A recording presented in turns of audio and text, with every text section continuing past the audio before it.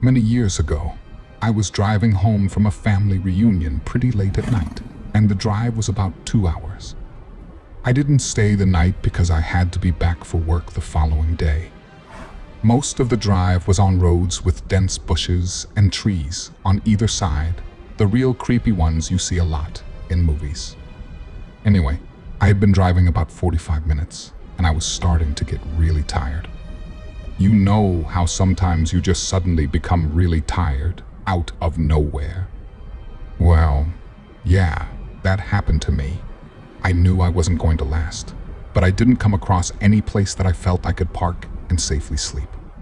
Anyway, after it became clear to me that I wasn't going to find a place to pull over and my tiredness wasn't going away, I did something very questionable.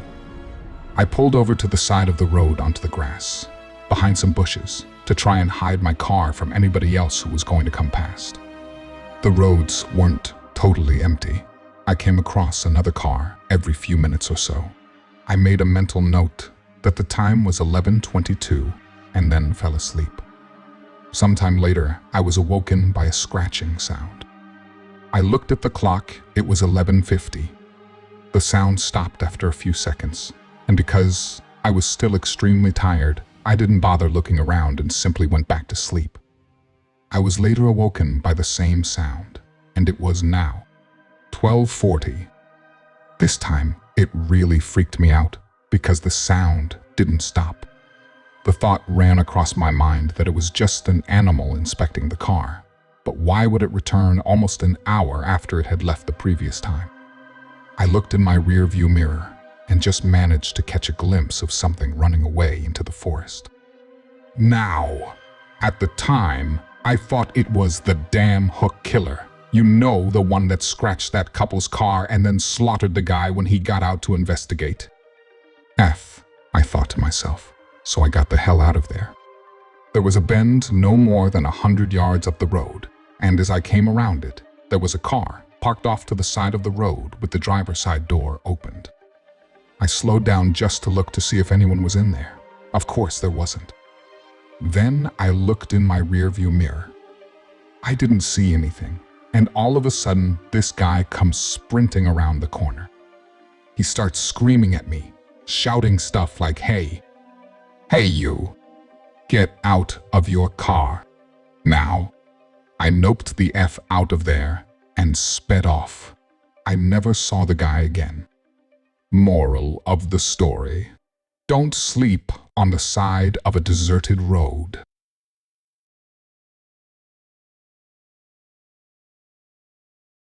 I was 17 and had just gotten my license. Back in high school, my friends and I had made it a mission to find abandoned houses to throw parties in. We had a few good candidates, but the motherlode was this house I would pass on my way home from work. It was an undeveloped shell of a huge home with a large property in the back. I had told one of my friends about it, and one day, before we went to see a movie, I took him to the house. It was about dusk in summer, so I had my headlights on. I pulled into the front of the house, and we were there for like 10 seconds tops before we pulled back out to go to the main road. A minute later, this big truck pulls up behind us with its high beams on and riding my rear bumper. My friend and I took note of it, but paid it no mind as we headed back to the main road.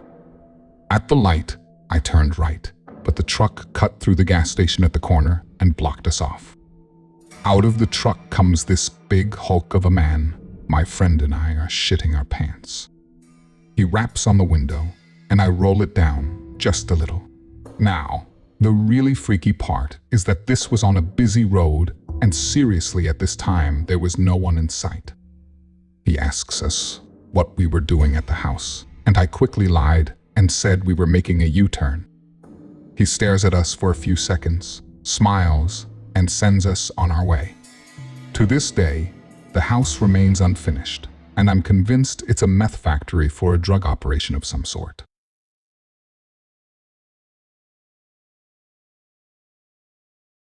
I'll have to go back a ways for this one, to the mid-'80s.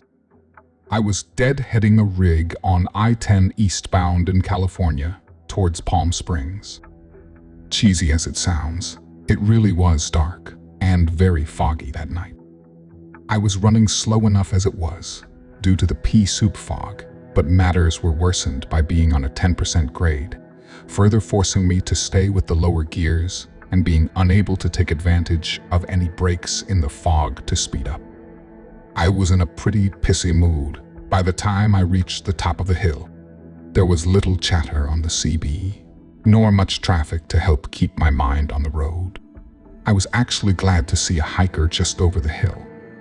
Pro tip: it's illegal for truckers to pick up hitchhikers in the US, but will sometimes take a chance if any of the following are true. You are at the top of a hill, or otherwise in an area where we are at our lowest speeds, like a truck stop or an on-ramp to a freeway. Our rigs take quite a while to break from highway speeds, and we're not usually willing to wait for a hiker to run a quarter mile or more to where we finally stopped, nor are we going to back up for you. Typically, what we are looking for is one companionship, either to help keep us awake with conversation, or maybe, just hopefully, something more if you're our type. Or two, drugs, or lastly three, rarely, but sometimes we're just being good Samaritans. But don't count on that. Mileage is literally our money, and time deadlines are controlled by federal law. Being too early or too late on a run can have legal consequences for the driver. Anyway, given how it was so dark and so little traffic, I decided to take a chance for the number one reason: just some companionship to help me stay awake with some conversation.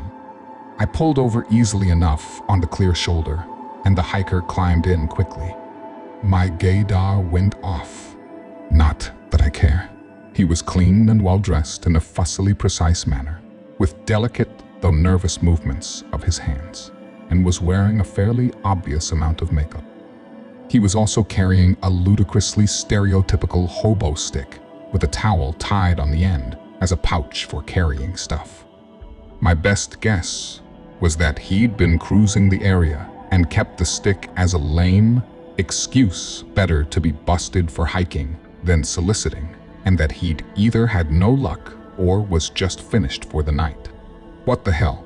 Any conversation was good enough to help keep me going, so I got back up to speed and waited to see what his story was.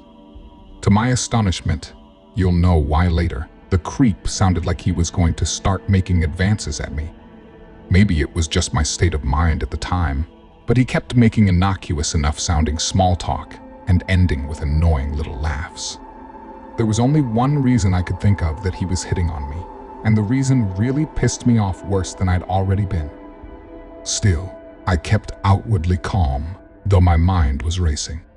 I decided I'd try to freak him, or gross him out, just to get his mind off of whatever he had in mind. I wasn't worried about him attacking me. I'd have broken him like a stick. I figured if he got his mind out of the gutter, we could have regular conversation, per my goal. So, I told him about an absolutely horrible accident I'd witnessed several years back, going into extremely gory details. He kept giving me strange looks, but didn't seem all that distracted, yet. I finally tried the old make an uncomfortable noise, like chambering a round trick to scare him, which worked perfectly. He actually screeched and went silent for a moment, huddled against the cab door. Worked too well, I guess. He shakily pointed at an oncoming gas station and said something about that's where he got off. Better there than in my cab, am I right? I figured if he wimped out that easily, screw it, I'd figure out another way to stay awake, so I pulled over.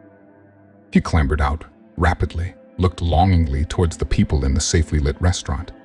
Then, as he turned back around to close the door, he gave me this smarmy "have a nice day, honey." I leaned over and replied mockingly, "Be sure and tell him Marge sent ya."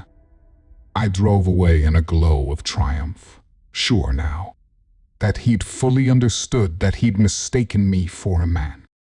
Now, can you blame me for getting so upset?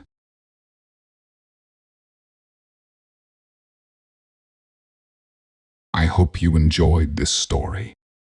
Please subscribe to my channel. Also, if you have a true story that is scary, creepy, or horrifying, which is well written, and you would like me to share, send the story to spinethrills@gmail.com.